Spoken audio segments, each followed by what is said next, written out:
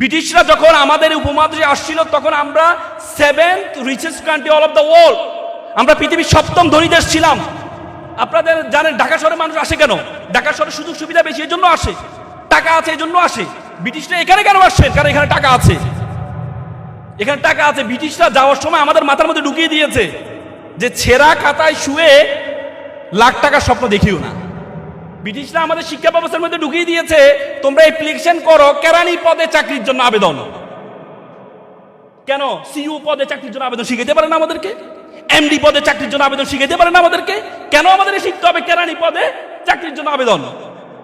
আমাদের শিক্ষা ব্যবস্থার মধ্যে এমন কিছু ঢুকিয়ে দিয়েছে তুমি লাখপতি, তোমাকে আবেদন করতে হয় আমার বাবা কৃষক, আমার চলতে পারি না, সুতরাং আমাকে কি বৃত্তি দেওয়া হোক। মিথ্যা থেকে শুরু করেছে তোমাকে শিক্ষা। ছোটবেলা হাতি মারি ডিম, তারা মাঠে পারে ডিম, এমন কোন প্রাণী আছে?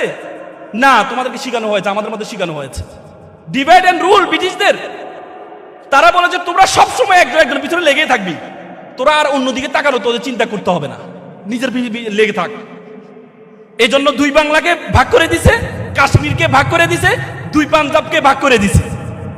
পাঞ্জাব দুই ভাষা একই, কিন্তু রাষ্ট্র হচ্ছে দুইটা, একটা হচ্ছে লাহোর আর একটা হচ্ছে হরিয়ানা।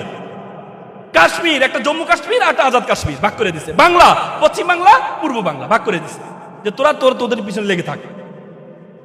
এই জন্য আপনারা এখানে যারা আছেন চাকরির জন্য আন্দোলন করবেন না ভাই, চাকরির জন্য আন্দোলন করবেন না।